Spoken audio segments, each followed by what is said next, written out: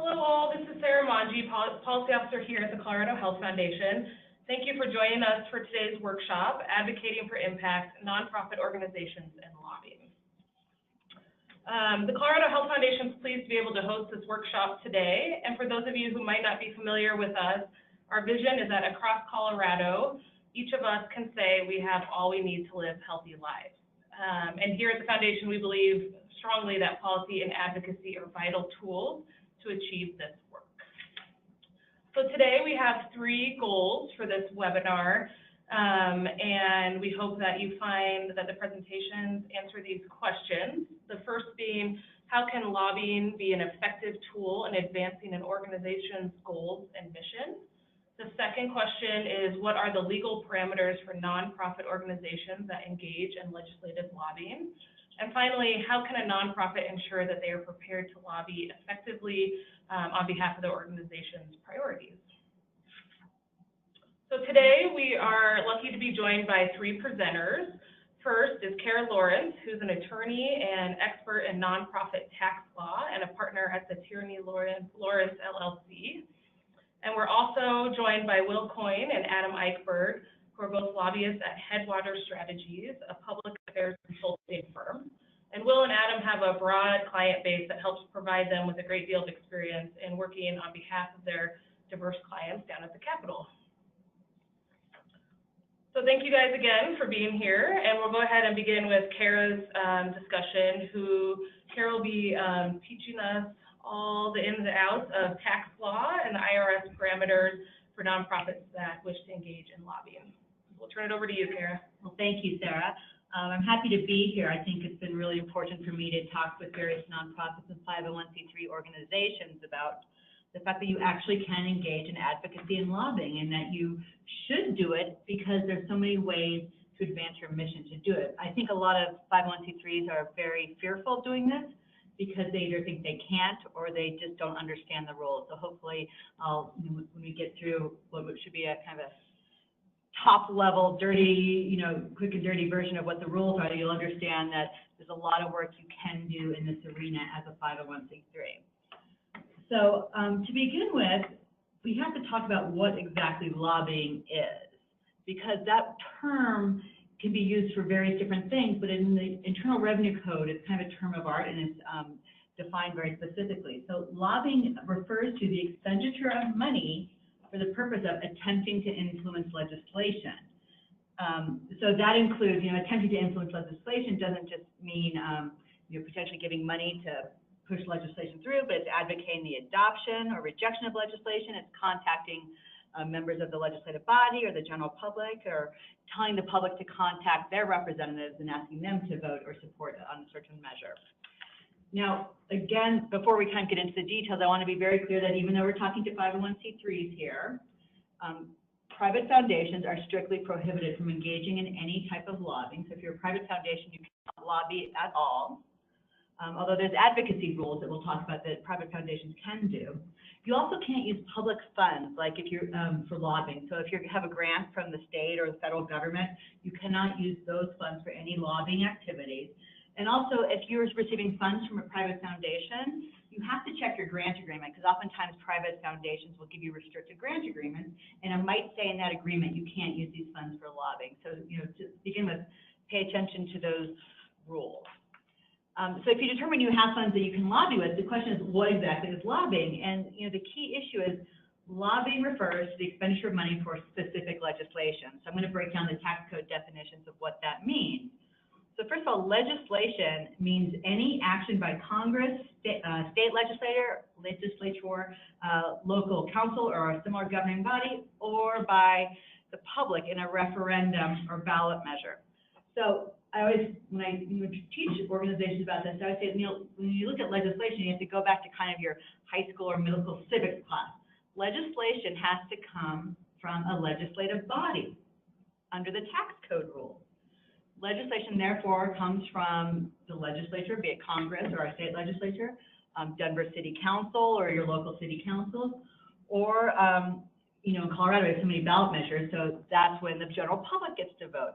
But legislation does not include any action by other bodies of government. So it doesn't include anything that comes from the judicial branch or the executive branch. And this is a really important exception to notice about, because there's lots of things where nonprofits, there's lots of bodies, if you will, that the nonprofits will want to advocate for certain positions, and it's not going to be lobbying at all, and therefore you could do it without limit if it's not coming from a legislative body.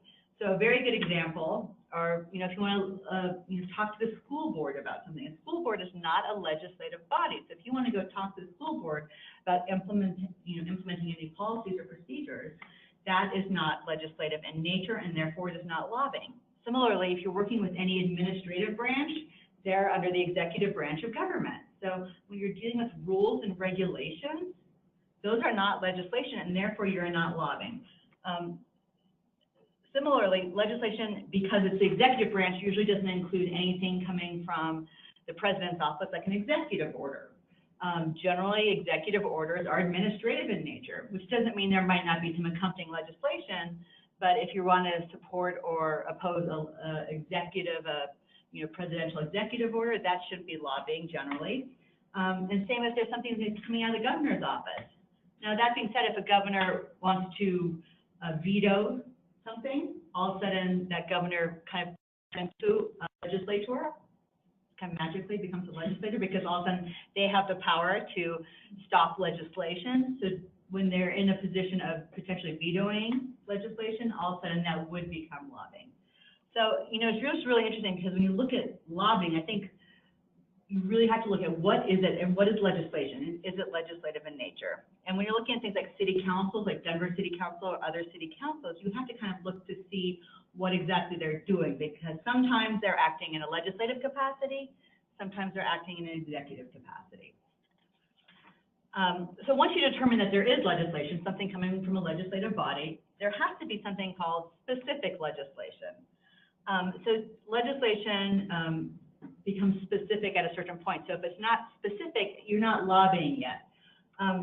It's very difficult when you're talking about when something becomes a specific legislation in a legislative body. The IRS used to have a rule that, like, as soon as the bill was introduced, it became specific legislation. But they realized that, a lot of things happened before that time, so they removed that language. So now it's very difficult to determine when specific legislation exists, because you just need to kind of figure out where it is in the process. If it's just kind of a general broad idea and someone hasn't started writing it down, it probably isn't specific enough, and therefore it isn't lobbying. So if you go to your legislator and say, I really want a bill that, covers these issues, but you haven't and even, talked about, I'd like to see these specific provisions in a bill, but no one's really taken it on or done anything other than that at that point, it's not specific legislation at that point. But if someone's already start drafting it, or if a bill exists in a different state and you want that same bill to be introduced in Colorado, that's specific legislation. So oftentimes you have to understand kind of what's going on in the inside of the, Congress or the state capitol to understand whether there's specific legislation. Now in Colorado, we have ballot measures, and so that's much easier to determine whether there's specific legislation. So specific legislation and ballot measures only exist once you start to circulate the petitions to get it on the ballot. So that's a set time. So usually, if there's a ballot measure, it goes to like the title board, and the title board will finally say after certain points, like, okay, this is good to go. And the next day, people start to circulate petitions to get it on the ballot. As soon as those petitions circulate, there's specific legislation. And why this is important is that means groups who aren't lobbying, or private foundations that cannot lobby, can do so much work up to the point of the petition circulating, including, potentially drafting or standing behind or supporting specific proposals of what should appear in that ballot measure. So that's a really important thing in Colorado, is there's so much work you could do on ballot measures that is not considered to be lobbying until such time as the petitions start to circulate. Under the tax code, there's two different types of lobbying, and it's important to understand these types later, because when we talk about how to calculate how much lobbying you're allowed to do, it depends. So there's what's called, there's different types. There's direct lobbying, and that's just a direct communication with a legislative body or with their aide. So that kind of makes a lot of sense. You're directly communicating with them. But it also means, again, in Colorado, because we have all of our ballot measure, referenda, and constitutional amendments, when you're communicating with people who get to vote on those, that's direct lobbying. So if you're saying, vote yes on amendment whatever, or vote no on that, that's direct lobbying, because you're directly communicating with the people who are voting on it. The second type of lobbying is called grassroots lobbying, and that's really any communication which refers to specific legislation, reflects a view on the legislation, and encourages the recipient to take action. So this is kind of called this call to action idea. So a call to action is, you see it a lot, like call Senator Bennett and tell him to do this, or call Senator Gardner. It's really telling the general public or your members or anyone who's receiving your mailings to take action with respect to something.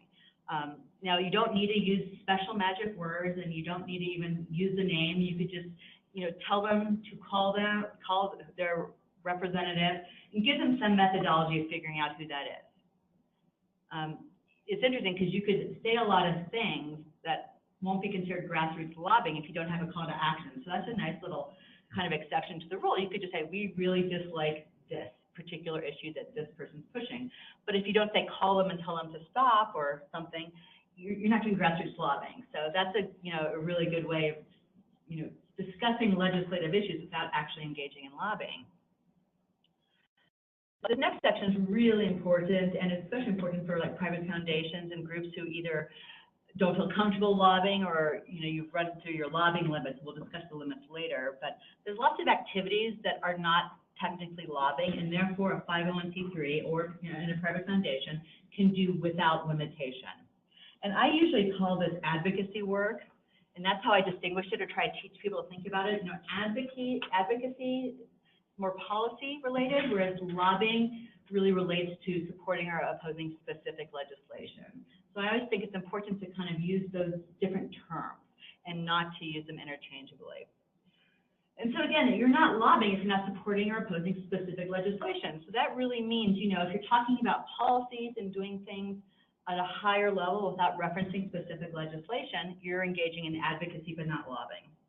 So the most important exception here is called the nonpartisan analysis, study, or research exception, which basically says that as long as you're providing the public with fair and pertinent facts about specific legislation and training them and saying what it means and the impact, but you're not telling them to support or oppose it, you're not lobbying. So this is something that private foundations do very well. The Colorado Health Foundation does very well. There might be a particular legislative issue out there, a ballot measure, and a nonprofit can publish the impact about how this might affect your constituents, or just, based on our studies, this is what we see the impact of this legislation would be. So you're not supporting or opposing it, you're just educating the people using fair and pertinent facts. And that is not lobbying, and you can do that without limit, and that's a really, really important exception. The next exception to the lobbying rules is when you're asked to provide technical advice. And this is something that happens a lot with nonprofits because you are often considered to be a nonpartisan expert on that subject matter. The key to this rule is you have to actually get a written request from a legislative body to provide that advice, so often before a hearing. It's not just one person saying, hey, come to our office and tell me about this. It really is being invited to appear before a committee or something like that to provide that technical advice. Another activity, which is not considered to be lobbying, is what's called the self-protection exception. Now, this is actually a very limited exception, but I think the good example is if all of a sudden Congress is trying to pass legislation to get rid of the charitable deduction.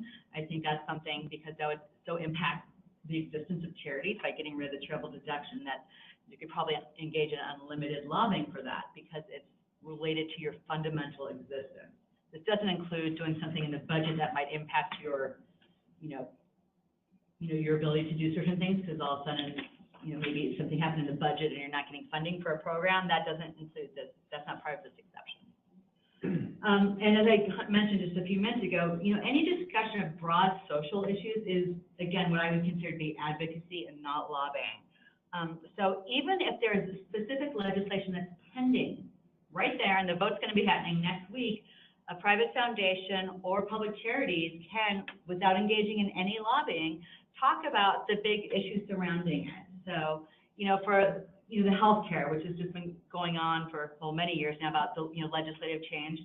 Health foundations and other groups can just kind of talk about what the impact is of these different types of insurance or lack of insurance on the population. You're not supporting or opposing anything. You're not saying anything. You're just discussing the broad policy pictures and the impact and what you see in these matters. So that's it's advocacy in a way, but you're not actually lobbying because you're not discussing specific legislation. And you could do that while there's specific legislation out there, as long as you're not supporting or opposing that legislation. You're talking in a much broader policy sense.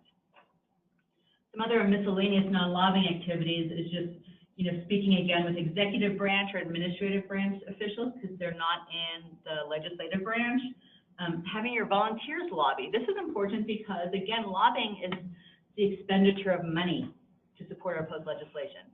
So if you have your volunteers go lobby, you're not expending any money. You might spend money training them to do that, but you're not expending their money.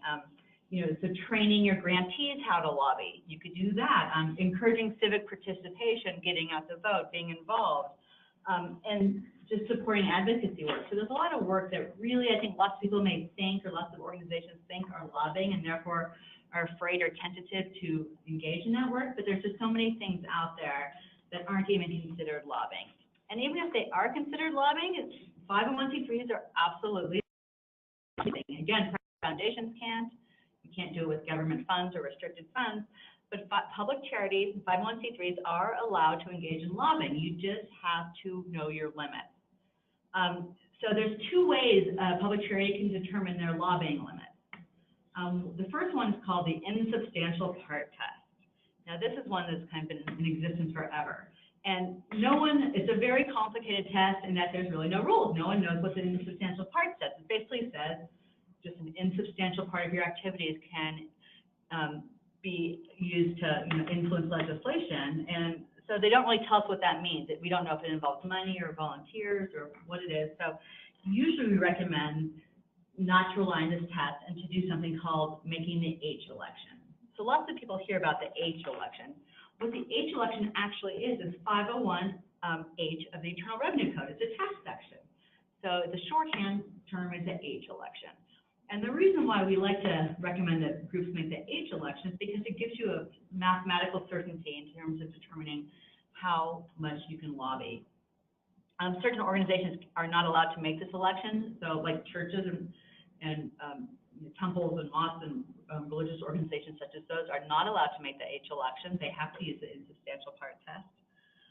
Making the election is really easy. You just file a form. It's Form 5768 with your annual 990. So, for example, if you wanted to lobby in 2017 but you didn't make the H election, you could file it with your 990 that's due in May, and it's retroactive to this year. And if you ever want to take it away, you can revoke it the same way. So it's really easy. And for new organizations, if you know you want to lobby, you could file it with your Form 1023 application for tax exemption. So let's talk a bit about calculating the H election. Now, the complexity with calculating it is just based on your annual expenditures. Now, the problem is you don't know what your annual expenditures are because you just have your budget for the year and it's going forward. It's not your expenditures for the prior year. So you basically have to take your budget and make a guess, and it's a moving target. But basically, you have to look at everything, what's called your exempt purpose expenditures, which is pretty much most of your funding. It's not going to include like investment income and various other things like that, but mostly, all your revenue for that year, including salary, staff, your lobbying expenditures, everything really is your expenditure. So you have to get your budget, and once you have your budget, to calculate your total lobby limit, there's a mathematical calculation, which is on the spreadsheet, but 20% of your first $500,000, and then 15% of your next 500, and then 10%, and then 5%, and it maxes out at $1 million. So you'll see an example on the next page. I won't walk through it, but again, the reason why you want to make this election is because it lets you calculate it out as best as you can, so you feel comfortable in figuring out how much you can lobby and how much, if you're starting to meet the limit, you have to pull back and start engaging in advocacy instead of lobbying. Again, as I mentioned, in no case may your total lobbying expenditures under the H election ever exceed $1 million. So if you ever want to say, why don't you want to make the H election? The only reason you would never want to make the H election is because your organization is so big that you might be able to exceed the $1 million lobbying limit if you use the insubstantial part test. So that means you have a very, very large annual budget, and you could probably maybe do $10 million of lobbying. Just so it really is based on how large. So if you're in a really, really large organization, it sometimes would not make sense to make this age election, but in every other case it does. And you could always revoke it if it doesn't work out well.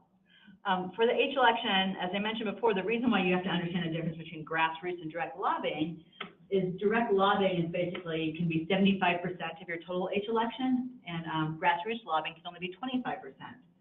I think I guess the IRS or the legislators who form this basically think direct lobbying is a better type of lobbying to actually go talk to your legislators or the general public than to say, go tell your senator to vote no on this. So you have a much more ability to lobby and to engage in direct lobbying than you do in grassroots lobbying.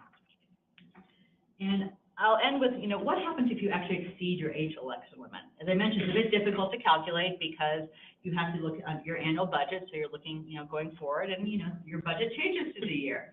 The good news is if you do exceed your lobbying limit in any given year, there is a tax of 35% on the amount you exceeded, but you also have like 4 years. It's like a 4-year moving average. So if you exceeded in 1 year, and then you come beneath it in the next year by that same amount, which you're going to, because you're not going to engage in lobbying every year, although I don't know, things are changing. But usually, it's every other year thing or something like that. Just look at your 4-year running average and, look at those 4 years and figure out what to do if you've exceeded it 1 year. If you do exceed it a few years in a row or go over 50% for a few years in a row, besides getting the tax hit of the 35% tax, you could lose your tax exempt status. So again, you have to be engaged in some pretty egregious lobbying to do this. So, if you do exceed it and it's because you messed up with your budget or your planning or something like that, you will have a little tax on that overage, but at the same time, you're not going to lose your H election limit, provided that you just kind of, the next year, go lower on your H election limit. And that is it. And again, I'll, look to my co-presenters here, but I think the important thing, if I leave you with anything, is that engaging in both advocacy and lobbying is something that's really, I think, important for nonprofits to do. I mean, you have an important mission, and to be afraid of engaging in that advocacy or lobbying work could harm your mission. So to understand these roles and to feel comfortable with them is really important going forward. Great, thank you so much, Kara. Who knew tax law could be so interesting? Truly, it is fascinating. And we'll turn it over to Will and Adam now to talk through some high-level strategy about lobbying. Great, thank you very much for having us. I'm Will Coyne with Headwater Strategies. This is my trusted sidekick over here, Adam. We started our lobbying firm 9 years ago, which seems like a long time, although it's actually flown by. Together, we both have a lot of experience in issue advocacy, lobbying, all at the state level over the course of a couple of decades. So our firm now, 90% of what we do is lobby the state legislature as contract lobbyists, representing a whole host of clients. Lots of nonprofit organizations, smaller and bigger, some for-profit companies, some trade associations, sort of across the board, lots of different interests. We also do some work outside of the legislature, doing some consulting and advising to foundations as they figure out how to give money and engage in a variety of issues themselves. Before we started our firm 9 years ago, I worked for a couple of speakers of the Colorado House as staff. I was chief of staff for Andrew Romanoff and Terrence Carroll. Adam back then was a lobbyist for Bill Ritter. So we spent a lot of time together back in the day when, back then, Democrats controlled all chambers of government. And so we had a lot of management and strategizing about what things to move through the legislature and what not. And before that, we both had extensive experience in the nonprofit world. We both came out of the conservation movement. Adam's a little older than me, so I like to joke that I have more hair. You can't see that on the website. He's had multiple careers, but I mean, we both started out in the nonprofit world and spent years there. So I think we've got pretty good perspective on this whole discussion. Today we're going to talk about lobbying, and I think we really want to talk about three things. Why lobbying? Why should anyone get engaged in this business that any reasonable person does not want to go to a cocktail party and say that they lobby? Second, we're going to talk about sort of effective strategies for lobbying. How can you as an organization engage at the state capitol? And finally, if you are going to do it, what makes a good client? If you were to engage a contract lobbyist and actually work with folks like us, what would make you successful as an organization? Because there are some, there are some organizations that are better set up to do it than others. So I'll start with the why lobbying, and I'll start with a funny little story. It's probably 5 or 6 years ago. Adam's son Theo was then in kindergarten. So this is 5 years ago, because now he's 10. And it was Bring Your Kid to Work Day. So he's bringing Theo to the Capitol, and Theo had a little suit on and looked like quite the adorable little man-child. And we're walking across Colfax from lunch, headed into the Capitol for the first time with Theo. And he looks up in the middle of the crosswalk and he's like, "Daddy, what's your job?" And Adam, without missing a beat, looks down at him and says, "We walk around and talk to people." Theo kind of ponders that as he's finishing getting across the street and says, "That's not a real job." And it is a funny thing, because what we do is a little bit hard to explain, but to move away from the legal definition of lobbying, as lobbyists, we literally walk around all day and talk to people. And the legislature is only in session for January through beginning or mid of May, usually beginning if we have any say over it. But we spend all day, every day at the state capitol. And we literally walk around and talk to people. And we are engaged in direct conversations with legislators, but also other lobbyists and interest groups, trying to legislate and advocate for bills to pass, for bills to fail, for bills not to get introduced, to amend legislation. It is literally what we do, and it is certainly a funny craft, but let's talk about why an organization might actually want to get engaged in this. I've got a couple of points here. First thing, flippantly, I'd say, because everybody's doing it. In all seriousness, I remember when I started as a young baby pup lobbyist 16, 17 years ago, I was just amazed at how many interests were playing at the state capitol. There are over 500 registered lobbyists in Colorado. Most, I'd say, we're trying to debate this, but I think I'd guess that about 150 or so are contract people like Adam and I, who do this professionally, do this as a business, and then represent multiple clients.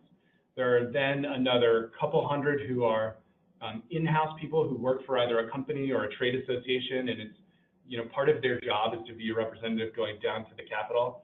And then there are, in Colorado, there are people who register as volunteer lobbyists, which is sort of a whole different thing, and there are certainly a few of those. But there are a lot of people.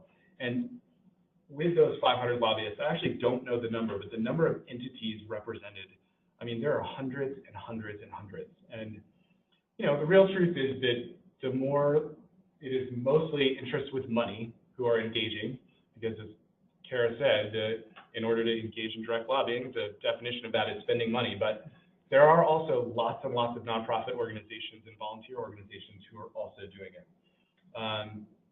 A couple of examples of big and small. When I think of the biggest lobbying entities at the Capitol, the Denver Metro Chamber of Commerce, and they've got an associated entity called the Colorado Competitive Council. I think between those two entities have more than 10 lobbyists. Xcel Energy and Comcast, who are very different, but are both essentially regulated monopolies. One controls energy and one controls cable and wireless. Those entities have so much at stake and are obviously quite big companies. They also have more than 10 lobbyists. But then there's lots of little organizations out there. We often think of, we have a friend named Fran Lanzer, who some of you in the audience might know. Fran's the executive director of Mothers Against Drunk Driving. And Fran is the executive director, and he's also their lobbyist. And he's up there battling, and he's actually pretty successful. So there are a lot of people in the mix. Everyone is doing it, and honestly, lots of them are having success.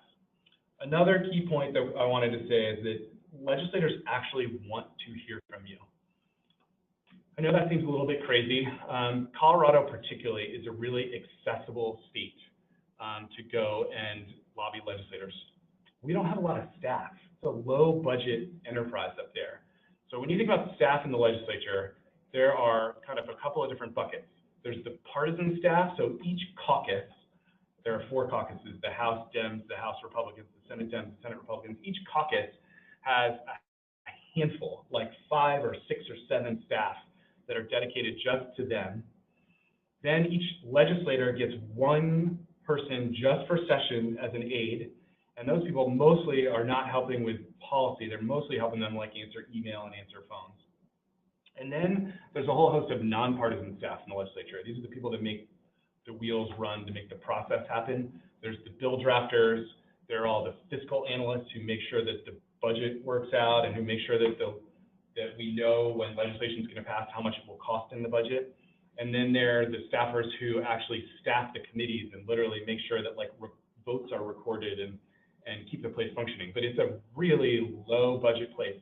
Anyone in this building, I'm sure most of you have engaged somehow, some way in the legislature. You can walk into the Capitol any given day during session and go find your legislator. In fact, if you had a little bit of gumption, even without hiring a lobbyist, you could probably go talk to the legislative leadership in any given day. That is a big deal. I think it's actually easier to lobby the state legislature here than it is to go down to city council in Denver, where they just have more staff. And while that could be helpful to them, staff also become a barrier. So the other crazy thing about our legislature that makes it like they really want to hear from lobbyists, we have this fascinating constitutional provision called gavel. Gavel is, I think, stands for I can't even remember what it is, but it basically says every bill that gets introduced in the legislature gets a hearing and a vote. So they then put rules that say each legislator can only introduce 5 bills. But still, there's 100 legislators, 5 bills, plus the leader can introduce more, and the budget committee can introduce more. So you literally end up with like 600 bills in the legislature. And every bill is a live wire because every bill comes up for a hearing, every bill gets a vote. It gives a lot of power to anyone who wants to force discussion. It gives power to minority voices within the Capitol, meaning like in the minority party, or even if you're in the majority party but your idea is not that popular, you can force discussion. Most places are not like that. Like Paul Ryan decides what comes for a vote on the floor of the House. Mitch McConnell decides what comes for a vote on the floor of the Senate. Those people are extremely powerful. The leadership in Colorado has less power. Because of the 600 bills, these people are literally taking thousands and thousands of votes. I don't know, some of you all might remember a guy named Paul Weissman from Boulder. Paul Weissman was in the legislature for like ever because he got in before term limits. I think he was almost 20 years in both the House and Senate. He once did a counter for every vote he did in a year, and I believe he hit 10,000 votes. So think about it. You go to the Capitol, you get elected. You have to vote on 10,000 different times, and you have almost no staff. Where do you get information? You get information from lobbyists and organizations that are coming up to do advocacy and lobbying. They really actually want to hear from you. Last point on why lobbying. These seem like very simple points, but it works. Lobbying works. I think I struggle with whether to say this, but I think lobbyists and lobbying are probably the most important decision-making factor on what happens to a bill. You could certainly have a whole philosophical debate about whether that's good or not, but you really can have a huge outcome. And I think about a couple examples. The first organization I worked for was an organization called Environment Colorado that's still around. And I started working there in 2003. They really wanted to make renewable energy a big deal. And there were no real good laws around renewable energy in Colorado at that point. This was a tiny little organization. And we had a lobbyist back then, a guy named Rex Wilness. Maybe some of you all met. Rex went up to the Capitol. It was a Republican-controlled legislature back in 2003. He didn't have great relationships. He got into an elevator with the then Speaker of the House, Lola Spradley, a Republican, introduced himself, made a 30-second pitch about creating a requirement for renewable energy in Colorado. She liked it enough that she invited him back to her office for a meeting, convinced her to carry a bill, and 2 years later, the bill had passed the House, had gotten 1 vote shy in the Senate, had become a major political topic. They ended up actually going to the ballot, not through the legislature, but had enough political momentum to pass it on the ballot, became the first renewable energy standard passed by voters in the country.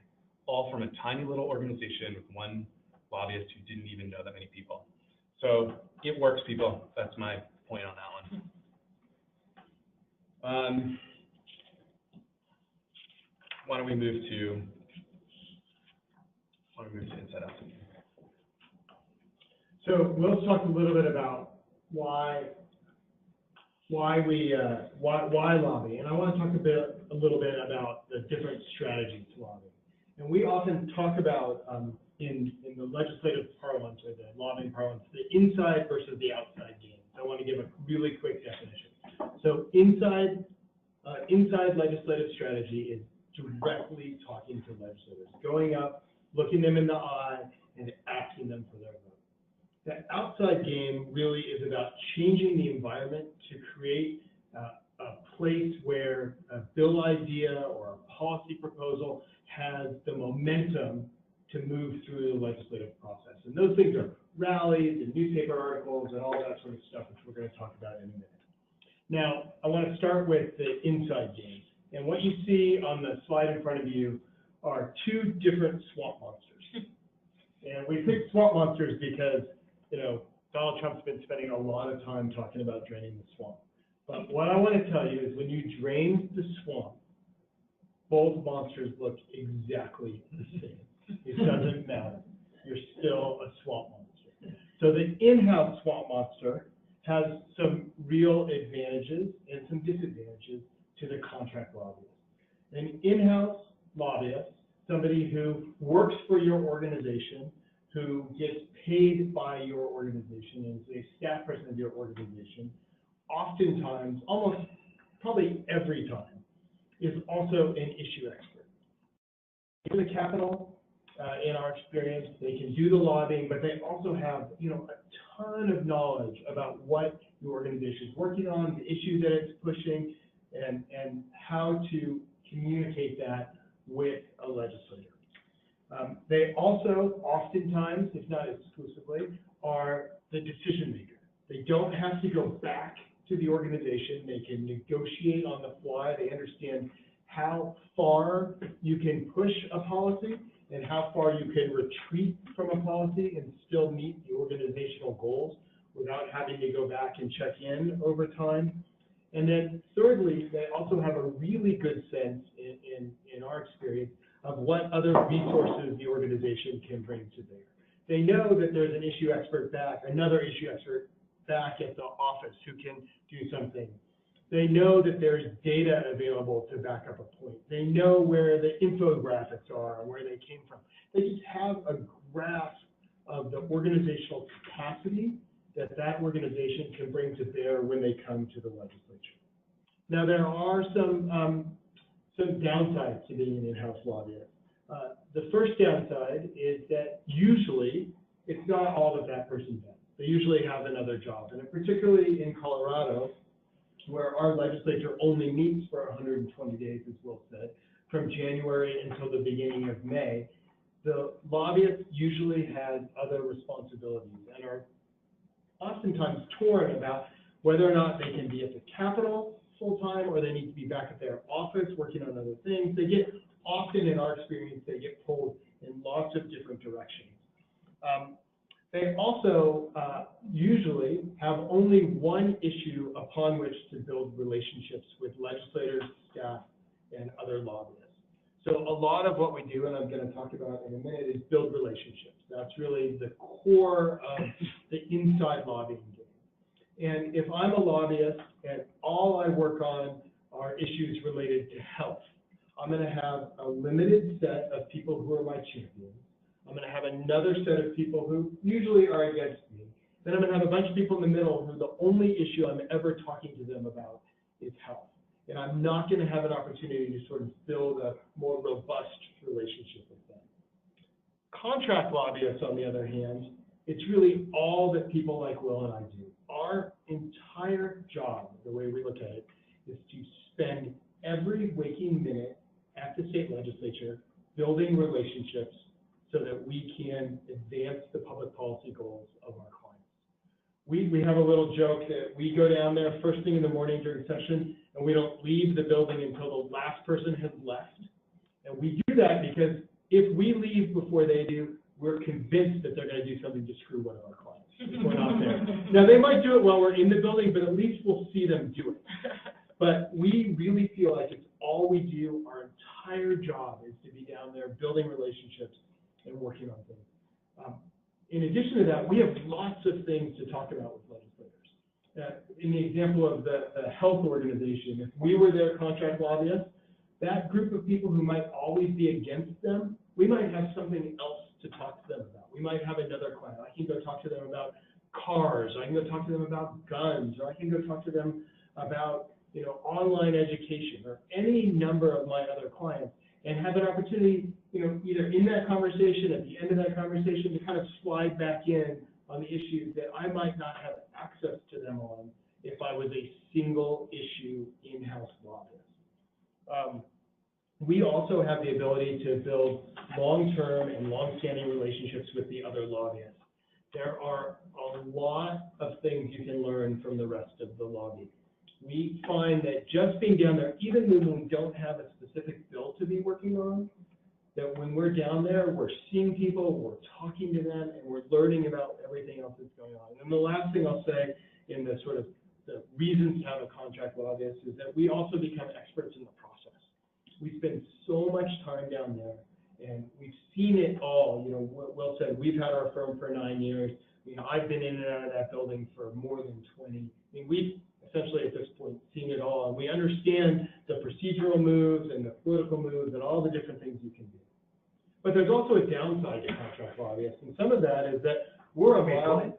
I'm kidding. There are no downsides to being a contract lobbyist. If there were, they would be things like we're a mile wide and we're only maybe a foot and a half deep on our issues. We can't be the experts on everything that we work on. Will and I have 16 clients, and while we are brilliant people, we cannot keep it all in our heads on everything. So we can't go super deep on everything that we do. And then probably as importantly, we are not the decision makers, except in rare instances on behalf of our clients. And we often have to go back to our clients after a legislator tries to negotiate something or ask about something. We have to go back to our clients and explain that to them, talk it through, figure out where they are, and then go back to the legislator and talk to them about it. So that oftentimes time is not on our side. We also, lastly, don't have the same access and understanding to our clients' other resources that an in-house person would do. We learn that over time, but particularly with new clients, I often find myself saying to a legislator, I don't know, let me go check with so-and-so about that. Let's switch from the inside game to the outside game. So the outside game, as I mentioned, are all those things that try to change the environment to create one that's conducive to passing your bill. And these are some of the things that Kara talked about that are sometimes not lobbying and sometimes are. And it's really probably important to consult with your lawyer to make sure that you know which is which. But some of those things are things around communications, right? We're all social right now is the big thing. Everyone's talking about Twitter and Facebook and YouTube and all Snapchat and all the other things that my 14-year-old is spending all of her days on and that I have no idea what they are. But what we know is that They're the drunk uncle from Saturday Night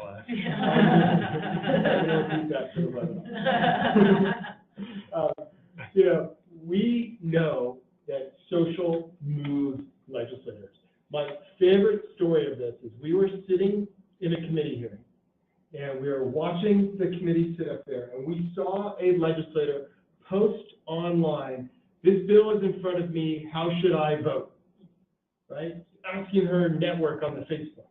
And so she starts getting all sorts of responses, and she had already committed to us how she was going to vote, which is a whole other dirty secret of lobbying, is we usually know what's going to happen ahead of time as we've done our work. But nonetheless, she was posting, and we saw this, and we went in, we asked her to come out into the hall and talk to her and said, we thought you were this way, and had an opportunity to lobby her. So we know that social is really, really important to people. There's a lot of noise around it. On the organizing side, there's the grassroots rallies, there's sending your people down for a lobby day, there are all the other big tools to engage your constituencies in helping to move legislators in your direction around advocacy.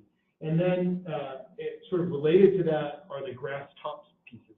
When we talk about grass tops, we talk about community leaders, we talk about other influencers. Oftentimes in the nonprofit world, we help clients build power networks. where you identify a legislator, you identify the spheres of people around them who can help move them. And those grass-top people in those power maps are the ones that you want to organize and get to make phone calls and to activate in order to both change the environment and to change votes. And then lastly, in the outside game category, we've included research because we cannot say enough about how important it is to make sure that the policies that you are pushing and you are advocating for are rooted in good research that is defensible and accessible to legislators. And they often, you can go talk to a legislator and they won't ask for it and you can just sort of move them with the argument. But I will tell you that there are so many of them now, lots and lots and lots, who want to see the data, who want to understand how you got there. And a big part of the outside game, particularly for nonprofit organizations, is building the case in order to move things. And so when you take those two things, the inside game and the outside game, and you combine them and you talk to your lawyers to make sure you're doing it, you really can make a difference at the state council. Great. And I'll finish up with just a couple of points here on if your organization is going to engage in lobbying, how to do that effectively. And I think this is both if you decide to do it with your own people or with contract people or some combination. The most effective interest, I think, number one most important thing is that you have clear goals about what you actually want. And that can translate down into a policy level. I think this is, there's a wide variety of interests that are at play at the Capitol, and some of them, some organizations struggle with exactly what it is that they want, and they sort of know they should be involved in the Capitol, they know they should be involved in legislation, maybe they have some broad principles that are guiding them, but actually getting down to the nitty-gritty and figuring out, is this a policy I support, is this a policy I oppose? Some don't do that well, and that is a really key thing to be effective in that building, because at the end of the day, everyone, whether the legislator, whether they're the governor, whether they're other interest groups, they want to know, are you for this or are you against it?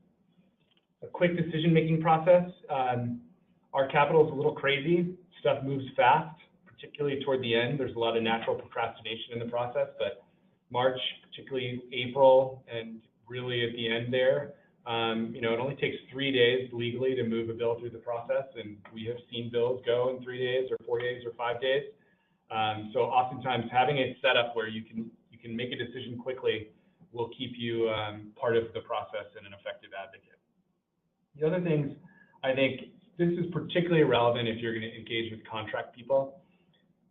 90% of the people we work with on contract are on annual retainer. 85% of them we've had for years and years. So it's not that you can't hire people one-off to go and do lobbying, but you will be more effective as an organization, whether with in-house people or contract people, if you make a commitment that you want to engage in the advocacy arena, that you want to lobby and do it over a course of years. Policy doesn't always take overnight, and you can build power and credibility over time, so it's certainly, you're going to be more effective if you spend a little time and commit to it. Last thing is that have credible internal people who know what they are talking about. We've worked with all kinds of groups, from multinational corporations down to, we always make fun of them and it's not really fair, but we work for the Rafting Association. It's literally a volunteer board of whitewater rafters. So these guys are like, their day-to-day life has nothing to do with the policy arena, and we love them, but it's often hard on multiple levels of these things up here to get them to make smart decisions. And they don't have people who are willing to come to the Capitol and talk to people. They're not usually experts in a lot of their stuff, and so having people who know is helpful. And I'll throw out Bill Jager, who many of you probably know from the Children's Campaign, as a person who, when I think of an advocate in Colorado with credibility and substance behind him, Bill comes right at the top of the list. And there are many others in that category, but I think having a person who knows is a really good idea. Lastly, I will just reiterate, I think, what we were saying earlier, which is, Kara said it's okay for you all to lobby, so you should lobby, because they want to hear from you. It doesn't take that long to have influence, and change can come pretty quickly. So thanks for listening to us, and we look forward to your questions. Thank you so much, Will and Adam. That was a wealth of useful and helpful information, and thank you for sharing your expertise with us today, and thank you, Kara, as well. If any of you out there in internet land have any questions or follow-up for the Colorado Health Foundation, please feel free to reach out to any member of the policy team. Our email addresses are on the website, and we'd be happy to chat with you in person or over email. Additionally, you'll see on our website there are some resources that could be helpful for you, past webinars on our series, this Advocating for Impact series that we have done. This is our 4th in the series. And then there was also several PDFs from boulderadvocacy.org that basically cover everything that Kara covered today in a separate set of PDFs, and they might be helpful for you to take back to your board or your staff to help talk through why you should be lobbying. So stay tuned. There we have one last event planned right now in the series that is on December 6th, and we'd love to have you join us, and information will be on the website shortly. So thank you again.